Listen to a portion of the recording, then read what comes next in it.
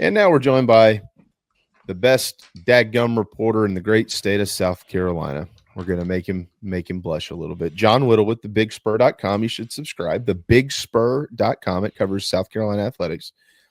John, I'm going to hit you with the question that I got blindsided with this morning, but I'm going to do it differently. I'm just going to be a little bit more bold about this. Preston and Bill threw me off my rocker. Is it what did JC do with his hair? No. Because that's what's got me going. He doesn't know. He didn't even know that happened until he woke up this morning. It was just gone. Fresh is right. I'm gonna hit you with something different. You ready? Okay. All right. Well, I'll take it. Okay. If Mitch Jeter was still at South Carolina, would the Gamecocks have been in the playoffs? Would Mitch Jeter have gotten hurt at South Carolina and kicked during the season like he kicked for a lot of the regular season at Notre Dame? That would be my question back. That'd be the follow-up, right? If last year's Mitch Jeter, is still at South Carolina, then probably so. Yeah. As much as I hate to say it, as a Spring Valley graduate, just like Mr. Herrera, but you also have to remember Mitch Jeter was the most accurate kicker in South Carolina history. Right. So that's pretty good. There's some pretty good names on that list who have gone on to either play in the NFL or been really, really good for the Gamecocks. So, Mitch Jeter sits on top in the record books. And, I went back and looked a few days ago, just as people were discussing Jeter and how poor Herrera was. And, obviously Herrera didn't kick great, missed some big kicks. There were a handful of guys who missed more than, or had a lower percentage than Herrera. So it's not like we're talking about he was the lowest of the low, even within the Southeastern Conference. But we're very used to being really, really good around here, and I think that's the biggest issue is just weren't really, really good this year when we've been really good, really, really good for so long. That is spot on. I mean, Carolina has prior to Beamer getting here, obviously. I mean, during the Muschamp era, during the Spurrier era, I mean, they've been pretty. There was a time where kicking at South Carolina was quite the adventure, if you will. You go back a couple of decades or more, and there was nothing that was sure about it. Had some nice kickers, had some nice moments, good guys, but they'll all tell you that nothing like this run that Carolina has been on, and you don't realize how much you take it for granted until it's not there, until that automatic 3 points isn't there anymore. The other question is that I was posed, and I'm like, yeah, good for him. Was, well, how did you feel? Were you pulling for Jeter? Were you not pulling for Jeter? I don't know. I didn't really think about it in the moment. I guess I was pulling for him. I know that he's a really good kid, and I would like to see him be successful. So, I wish him all the best. But for what it's worth, I think Notre Dame's going to upset Ohio State next week.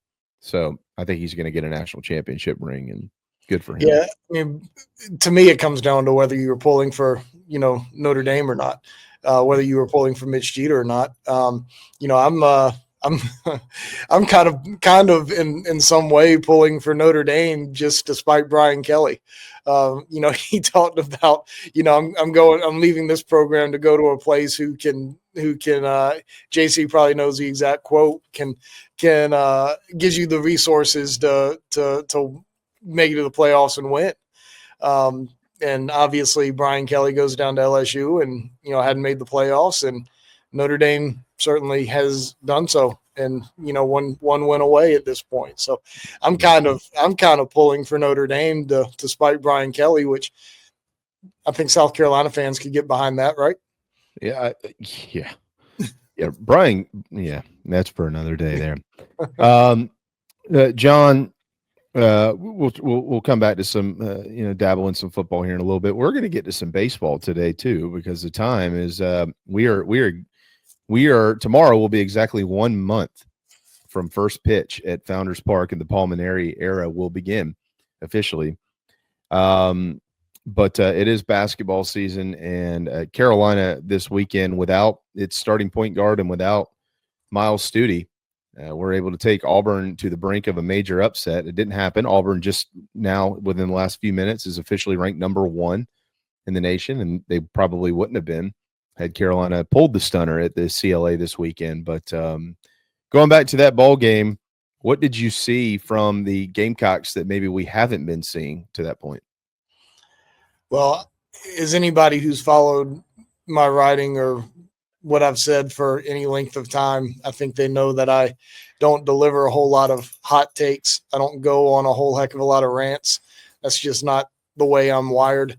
But I mean, I thought last week, I felt pretty fired up about having not seen great effort from this basketball team consistently, seen it at times and in spurts. And I mean, certainly you can't beat Clemson the way Clemson plays without being a tough, physical team that plays with high effort. Like South Carolina has shown it can do that, but hadn't shown it enough and hadn't shown it in games when it needed to. And, I said last Monday that it's really disappointing. And then you started to see it against Alabama. I thought an uptick in the effort, and on Saturday against Auburn, I mean, I thought they played as tough as a $2 steak. I mean, they couldn't have played with higher effort. And you saw guys doing things that they haven't necessarily done all season. And there were also some changes, obviously, necessitated by injuries with, Stute being out and with Jamarii Thomas being out. And I think that in some ways helped. And it's certainly going to help Lamont Paris figure out, what this team is and can be going forward when he's got everybody back and available. So I took a lot of positives away from Saturday. Moral victory, whatever. I think that's a stupid phrase to begin with. Like you take good and bad from wins and losses. And I think there's a whole lot of good that you can take from this and use it to improve yourself going forward. Yeah. Last week, I had mentioned that I felt like this team at some point in time would show that its character is a direct reflection of its head coach. If you go back to last year and even the year prior in Coach's first season here, you rarely, I don't even know if I can remember a time where I ever felt like, well, they've just, they got their brains beat in once or twice or whatever. And that's just going to create a negative roller coaster effect here. They're just going to go downhill from here. Like his teams have not shown that. They have shown a lot of fight and bounce back. They're able to squash the bug to pull a term out of the game of baseball and move on. And you mentioned the Alabama game, right? Obviously, the first half of that game didn't really go well, but the second half they did show, hey, look, we can hang in here. And then of course that's 3 halves in a row of basketball where they were neck and neck with 2 of the best teams in the country. And, they're not 0-6 or 0-9. They're 0-3 in the SEC, John, in an 18-game schedule. JC brought it up earlier about, and you just brought it up again, Jamarii Thomas in his absence. And the fact maybe this team looked a little bit more like the team last year that was, of course, one of the most successful teams in the history of the program. But I think that needs to be worded, I think personally on my end, speaking for myself here, I think that needs to be worded a little bit carefully because Jamarii Thomas is a good basketball player. I'm not too sure that, like, to this point that the fit and what they're trying to do that works has necessarily, been the best thing. But maybe this is a time for Jamarii Thomas while he's healing and getting healthy. An outstanding human being, an outstanding kid, a really good basketball player, to be able to see it from the sidelines for a little bit, right? And maybe help in that reset process because they're going to have him contribute down the stretch if they want to be able to win games. But what do you think about the fact that their starting point guard watching this team having to come up with some answers while he's out maybe that'll help kind of reset and re-energize a little bit as they move forward. Yeah, and I think, I mean, all of that's a great point, and I agree with what you said. Jamarii Thomas, as we've known since the moment he came on the radar as a recruit, is just a completely different style of point guard than Talon Cooper was. Mm-hmm. And, obviously Talon Cooper's a better player. A different style doesn't necessarily mean better or worse, but last year's style of point guard really, truly worked for the Gamecocks. And, this style hasn't so far. It's just different. And, it's by nature, Jamarii Thomas wants to be aggressive on both ends of the court. He wants to go after steals. He wants to get his hand in there. He wants to be aggressive defensively. And sometimes he gets backdoored because of that. Sometimes he loses attention to his man when he's trying to, pick something off from the backside. He wants to drive and get into the lane. He can't finish nearly as well. Now, he does get to the free throw line a pretty good bit, not shooting from the free throw line probably as well as a point guard should, but he wants to get to the rim and finish, and he just doesn't finish at a very high rate.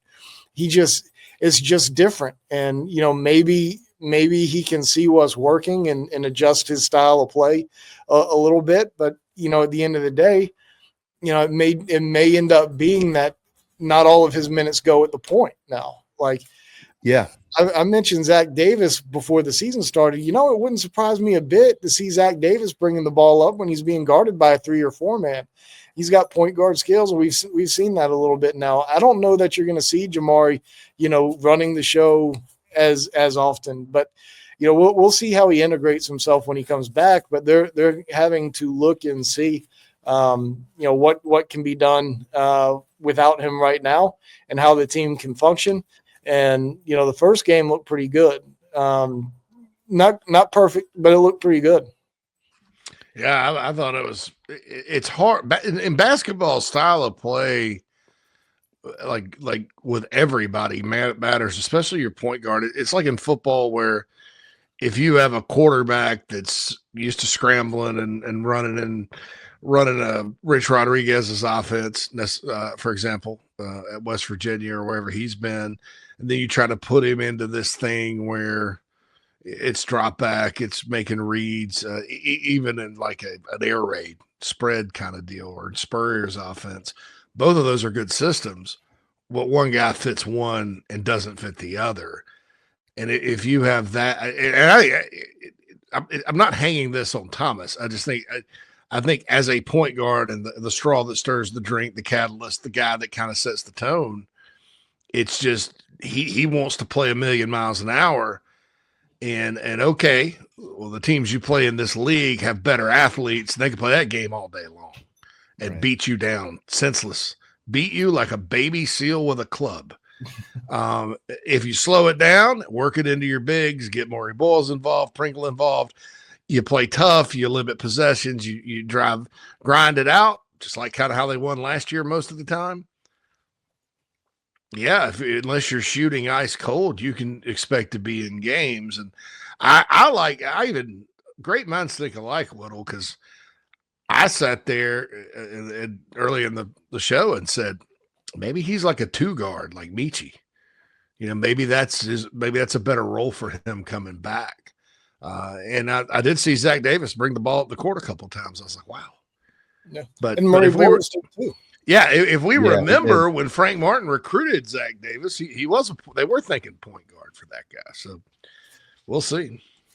Well, I mean, look, Jamarii Thomas is shooting beyond the arc this year, basically what he's done in his career. I mean, he's 38% or so. Matter of fact, I think he's going back to the Radford game, 6 of his last 14. And it's not like he doesn't just fire up 10 threes a game and one of them. That's not what's going on here. Y'all have both, I think, made an excellent point. His trouble is when he gets in the paint, and it's like, well, what do I do now? And in the SEC, clearly that doesn't work. It will be interested to see if this is a little bit of a reset with how they utilize Jamarii Thomas and how that affects everyone else. Because I mean, look, the strength of the basketball team is down low. it's Calamari Boyles and Nick Pringle. And if you can get a flow where these two guys are affecting the game the way that they're capable of, Carolina can beat teams with their own style of play. And the next couple of games are certainly opportunities. No game is going to be easy in this league. None of them. You can get blown out every night. But I'll be interested to see what happens with that. And, and the ability, once again, here we are, another season where you've got transfers, right, John? And you didn't have long to recruit these guys. And you have to be able to find a way to put all these pegs in the holes. You got to fit round pegs and round holes, not square ones. And they're 3 games into SEC play. We're in the back half of the season here, and Lamont Paris is still searching for answers for this team to win a bunch of games. And so I'll really be interested to watch him and his staff and how they coach this group once they get healthy. Do you have any updates at all on that end from a health standpoint? Him and Stute, have they said anything? No, 3 to 4 weeks on Thomas, so it's going to be at least another 4 or 5 games. And that don't know on Stute. They're very non-committal, mainly because of the sensitivity of what he's got going on. They gotta be sure he's right before they can, get him back out there even practicing. So, I'm not sure what the estimate is on him or what they can hope, but I don't know that South Carolina has or can be a team this year that has, hey, you're the point guard, you bring the ball up. It might be the rest of this year that they've got 3, 4, 5 different guys who are handling the ball some and bringing it up and getting things going in their offensive set. So whether it's Zach Davis, whether it's Calamari Boyles occasionally, Jacoby Wright, obviously Jamarii Thomas will at least be doing it some when he gets back. Zach Davis, I mean, there's guys who can start the offense for you and do something a little bit different for you. It'll just be interesting to see how it goes, because like you said, Lamont Paris is a really good coach. It'll be interesting to see how he kind of turns all of this together. And as far as the minutes go with those two guys, not being in there this weekend, we saw Arden Conyers get his most extensive playing time by a long distance, 31 minutes, and he looked really good from long range, 13 points. He was 3 of 6 from outside the arc. You saw BBV, Benjamin Bozeman's Verdonk. He got 10 minutes this weekend. You anticipate that continues to be where the added minutes come from, those two guys? Arden Conyers for sure. I mean, I think the extra big man minutes will kind of come from, what kind of style is the other team trying to play? What do you have to match up against, who's practicing well? I mean, obviously Auburn is a team that is going to physically try to bash you. Mm-hmm. And, that's a great reason to put BBV in there, right? Like, he's sturdy. He can hold up. He'll go up against you. He'll fight you down there. Jordan Butler, that's not him. Certainly not right now. He played more against Alabama, right? More of a finesse team. Obviously, Jordan's got some good, very, very nice skill set. He's limited in some skill set too. But Alabama was probably a better matchup for him, which is why I think you saw him first out against the Crimson Tide and Benjamin against Auburn. So I think that'll be kind of a matchup thing. But Arden Conyers, I think, is going to keep playing. He showed a lot in that game against Auburn. He was fearless. He certainly wasn't scared to shoot. I think he missed his first 3 shots and then started knocking them down. And some of them were contested. Like he went out there and was aggressive. And, I agree with Lamont. Lamont said after the Alabama game that Arden does a pretty good job when he just has to guard his guy. But it's when you start getting into all the switches and everything else that, things get a little murky for him. Mm-hmm. And, that some of that is going to change the more he gets out there and plays. But he does a pretty decent job guarding his guy. So, I think where South Carolina is right now in terms of injuries and also needing offense, I think you keep putting him out there for a good number of minutes and see where he can take you, because he was obviously somebody that the staff was very, very high on, and his teammates were very, very high on coming into this year, and just hadn't gotten much of an opportunity until now. All right, I'm going to get way in front of my skis here, and I would have no issues at all if the staff of the basketball program took issue with me asking a question like this on January the 13th. But let's say that it is okay, here they are at 10-6. Okay, this is totally hypothetical, as we all well know. They're 10-6, and they're 0-3 in the league, along with a few others: Oklahoma, Arkansas, LSU, and Texas. None of the matter of fact, Oklahoma and Texas, welcome to the SEC in basketball. They're 0-6 combined in the league. Let's say we get to the end of the year, and Carolina is able to get into the NIT somehow. Is based on what we know about the team this year, what they seeing this group perform, based on who they replaced, and essentially who they didn't replace, right? And knowing how strong the Southeastern Conference is. They don't get to the dance, but they get to the NIT. How would that, or in your opinion, how would that be viewed? How should that be viewed by the fan base, by the outside world, after Lamont Paris took it to the most wins ever in year number 2? I mean, it's nice to have, yes, and I'd say it'd be nice to have 2 postseasons in a row.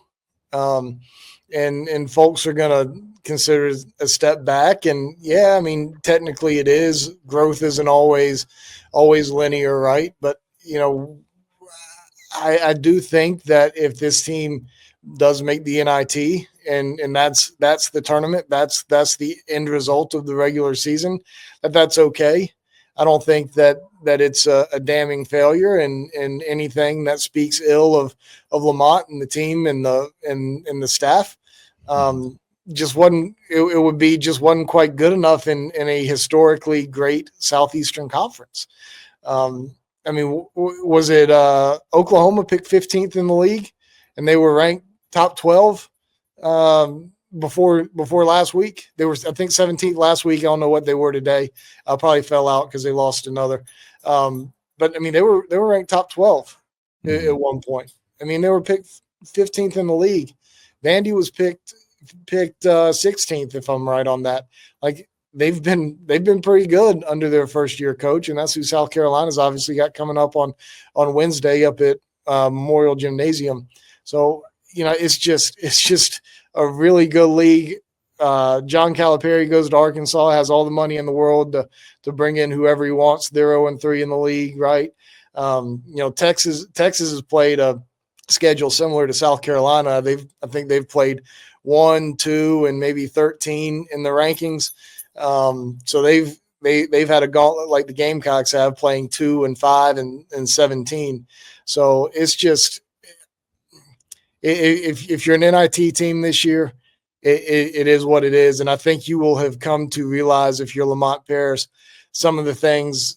I mean, he's still growing as a head coach here, right? Like, he's still learning the conference and what it takes to be successful. And, you know, he found a great makeup of guys last year, and there were some changes this year, and changes that they were excited about, and changes that, you know, I was excited about. But they haven't come together quite as well as last year's team did, at least up to this point. So we'll see how it all comes together. But I'm sure that he is learning every day about this team and next year's team and the future. And I mean, I feel confident with that guy leading the program. And I will say, he obviously knows that he needs to bring in more shooters into this team. And I mean, that's why they went out and got Grant Polk at the end of the day. Is that last guy in that recruiting class. Like, Florida Gulf Coast was the other school that really wanted him, but the dude can shoot, and South Carolina needs some dudes who can shoot. Lamont Paris is very aware of that. So, you know, they're addressing some needs. That's a great point. Here's a bunch of word salad for all of you as it pertains to the NIT, in case you weren't aware. The 2025 NIT includes 16 exempt teams, as well as others that qualify automatically as regular season conference champions. The top 2 teams not selected to the Division I men's basketball championship or March Madness from the ACC and the SEC. In addition, the top team not selected to the NCAA championship from the top 12 conferences based on the Ken Palm rating receive an exempt bid to the NIT. The top teams from each conference are determined based on the average of the team's ESPN BPI, the Kevin Pauga Index, the NCAA evaluation tool, the Ken Palm rating, the strength of record, some other rating of a word I've never seen before, and wins above bubble ranking. These are all in a team sheet used by the NIT to determine who these teams are that were not selected to the tournament. Additionally, regular season conference champions that are not otherwise selected to the NCAA championship can earn an automatic bid to the NIT as long as that regular season champion has an average of 125 across all those things I just listed. The rest of the 32 team field is selected as at-large teams by the committee. What does all that mean? I have no freaking clue. But what I'm basically trying to tell everybody is it's not as simple anymore as like, oh, well, we'll just take the next 32 teams based on what we think. It's not really it. You know, there's exempt teams and you get all these crazy little formulas and all this stuff. So you could get left out of that too and be looking around going, well, we're not even better than, Bowling Green. Well, maybe you are, but it didn't show it on some team sheet for whatever this is. So we'll worry about that in March, I guess. We'll let JC look through all that, and he can write a column and tell everybody what we actually really need to break down the NIT madness. Yeah, I don't really know who came up with this theory. Like, does that make the NIT better? No, I guess it does. It was garbage for a long time. It was basically because all these mid-majors, even ones that weren't like – because there's some mid-majors that are like 31-1, and then they lose in their conference tournament, don't make it. It was more than that. I mean, you would have like the Northeast regular season champion in, and it just diluted the field completely there. That's why Frank Martin only had 2 postseason appearances at Carolina. He would have been sitting on like 7 out of 10 years if there was an NIT, because like a lot of those teams would have made it, including his last one. But the Gamecocks were above, and they got. I don't think it's proper to complain about getting screwed by the NIT, but they did. John, I got to ask you this about the crowd and the noise during the free throws. Were you there? You at the game? I actually was not at this particular. I didn't know who had actually covered it. Yeah, Alex was there. I feel a lot better today. Feel great today. Felt a lot better yesterday, but Thursday, Friday, Saturday, I was not feeling so under hot. the weather, huh? Okay, so, I got you. I think what happened was Wednesday night's basketball game is what got me sick. I don't blame you. But then, no, I'm just kidding. I didn't even turn it. I turned it off quickly. But I mean, Auburn always travels well. I mean, and that's part of having an 18,000 seat arena too. Like you don't sell out season tickets when you're not winning national championships every year, like Dawn Staley or Kentucky or whoever else, and they have an opportunity to buy them. And as you pointed out, which I think is very correct and astute, that Auburn's struggled in football here lately, and they love their basketball program. I mean, they're going to travel. I mean, Kentucky buys a ton of tickets at South Carolina. Ohio State. I kind of wish I had been at the Auburn game on Saturday. Well, for 100 different reasons, but to see the crowd aspect of it, because the conversation around it is really kind of annoying to me. But I really wish I could have been in it to actually have a true sense of it. But there's no way that the Auburn crowd was anything like the Ohio State crowd, however many years ago that was. There's no way. There's none. I don't remember what was going on, but there was some kind of football event going on beforehand, some kind of media availability. And I was down in the media room writing something from football as I was finishing up to get out to the basketball game. And the crowds would just erupt, and it would, like, you could feel the building shaking down there, and it was the Ohio State fans. Like, there's no way that the Auburn crowd was like that, but that's part of it when you have an arena that size. It's part of it when you don't have students in town. You don't want it to be that way, but sometimes it happens. I wasn't gonna come down on the fans or make any kind of big picture declarations on it. On television, and I've seen many games where Kentucky or whoever's been in there, and some of our posters on the Big Spur said, "Nah, it wasn't as bad as Kentucky." On the free throws Pringle missed, though, it was noticeable. Like you would have thought, and I don't know whether they were just all screaming loudly in unison, and maybe that, but it made it loud. And if you had closed your eyes, you would have thought they were playing in Auburn. And so I was just curious as to how big of a crowd we were talking and stuff like that. I think there's some things that need to be fixed. The second question I have, you said one time, and I think it was you, I don't know, but you've researched this more than I have. What's the rule about putting the student section behind the bench in the SEC, or am I making that up? No, there's a you can't have the student section behind the bench in the SEC. Right. And I don't remember the exact dimensions of where students can be and where they can't be, but they can't be right on top of you. They can't be right on the bench. There's a certain amount of distance that the students have to be away. So it extends out past the end of the bench areas, and it extends back. Now, it might be that you can put students 5 or 6 rows above the team's bench, but you can't have them hanging over the top. Yeah. And so I don't know what the exact rules are, but I know that there are rules that keep you from having the students right there. Before we get you out of here, John, the D1, which is what I pay attention to, and I know you pay attention to, preseason top 25 is out for college baseball. 9 teams out of the SEC are in, and the Gamecocks are not one of them. A couple of other notables. Clemson checks in at number 15, according to the folks at D1. And I just have to give a shout out because I just like this guy so much. Skylar Meade, a great person, great friend, great coach, all the things, great dad, everything you want in a human is Skylar Meade. He's got Troy in there at number 25 in the preseason. So congratulations to him.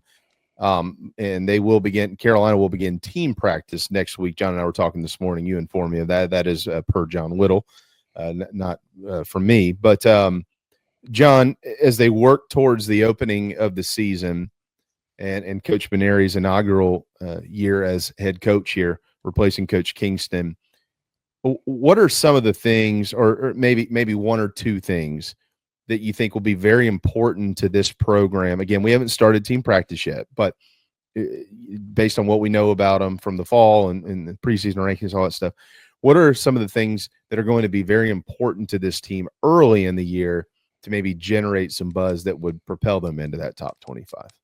Yeah, I would say figuring out who your best hitters are and who your best pitchers are. It's all so simple, John. It's all so simple. Where's Stephen Burrier when you need him? Yeah. I say that jokingly, but part of it is part of what has to happen here early on is figuring out who you like where, and kind of getting them settled in, right? Like, I went through, there's a piece, as you mentioned, on the Big Spur today, kind of going position by position, analyzing things. And I'll be damned if I don't know. I went through and made my starting 9. I could be wrong on 6 of the starters. I don't think I'll be wrong on 6 of the players. They might just be in different spots. Like, they're trying to figure out where pieces fit best, especially from a lineup standpoint. And it starts with Ethan Petrie. Like, what are you going to do with Ethan? He's been out there in right field and played fine. And I think that's where he's going to end up but he could play first and he could play third. And, those positions are wide open if he's not at those spots. And second base is wide open, and catcher, I think, is going to evolve. There's outfield spots that I think are going to evolve. Like Nathan Hall is probably the starting center fielder and leadoff guy, but daggum Evan Stone has played his tail off. Right. And, he's right there with Nathan Hall with the way they performed in the fall, and Evan didn't get a fair shot last year, and he might have a say in this. Kennedy Jones had an awesome fall. Blake Jackson maybe not. Like there's so much to kind of figure out. Like it's going to be a very interesting fall to see how things kind of come together, because as we sit here right now, like usually there's some openness to what's going to happen, but as long as I've been covering it in the depth that I have, I've never seen it as open as it is right now. Usually there's one or two spots, maybe three. There's the only position I would feel comfortable saying I know. The only two spots I would feel comfortable saying I know is going to be the opening day starter are Lee Croy at catcher and Henry Kasmer at shortstop. And I'm not even going to swear to you that those remain for the entire year. So we'll see how it all evolves. But I think there's some things to work with, but I think there's a lot to figure out. Well, I know they feel like they've got the pieces, as you pointed out. It's just, where do they go in the puzzle, and how quickly does that all come together? I based on what I've been told, John, of course, we're going to get you out of here in just a second, and we'll have plenty of these conversations coming up here in the next few weeks. Almost in a similar way to describing the football team, we were in July, we were in August, and one of the main pieces of conversation around here, at least on this program, was the defense is going to need to carry that offense before they get things figured out. I personally think while they have hitters on this team, until they get 1 through 9, where they kind of feel like it's going to be its best version of itself, the pitching is probably going to have to carry them for a little while. Would you agree with that? Yeah, I think the pitching is certainly going to have to do its part early. I don't. We'll have to see how it all comes together offensively, but I think the pitching staff is definitely going to have to do its part. They're not going to necessarily be picked up on a day in, day out basis, I don't think. But we'll like I said, we'll see how it evolves. There's guys who are certainly capable in a whole bunch of different skill sets. You got Nolan Naraki at second base and Caden Gaskin. Those are two completely different dudes in how they play and what they bring to the team. And who do they go with? Yep. And Mainieri's talked about how he likes to pick his 9 and then not make a whole heck of a lot of changes.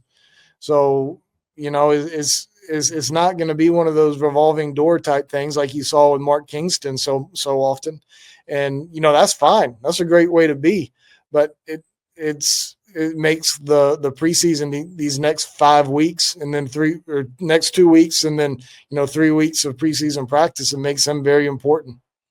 Well, there's no question about that. If I could say this, we're supposed to just be covering the team here, but I'm pulling for the local kids big time. Guys like Matthew Becker, who've been around a long time, who bleed this team. Evan Stone, you get a guy like Evan Stone who would cut himself open for his teammates, being a local kid who loves the University of South Carolina inside and out. That is dreamt of this his whole life. He's going to have an opportunity, John, at some point in time. You and I talked about some of this morning on the phone. There will be a moment where Evan Stone is going to have a chance to shine, and what does he do in that moment? And I hope he really comes through for Carolina baseball. He's a good kid with a good family and has earned it. So we'll see. It'll be here soon. South Carolina baseball. There is an announcement coming out today, and I think it will be after we're off the air, pertaining to some things that will be celebrated on that opening weekend. And so I hope everybody can make it to Founders Park on that Saturday. I think the 15th is what it's going to be, because that's going to be a special moment for Carolina baseball. So hopefully make your plans to be there at Founders Park that weekend. I think it's Sacred Heart, I believe, is the opening weekend series. Yes. I think it's Sacred Heart. Yes. And Gamecock baseball will be celebrating somebody we all know. And it'll be a pretty neat celebration, is my understanding. So looking forward to that. John, always looking forward to you. And we look forward to talking again next week. Absolutely. Always appreciate you guys having me.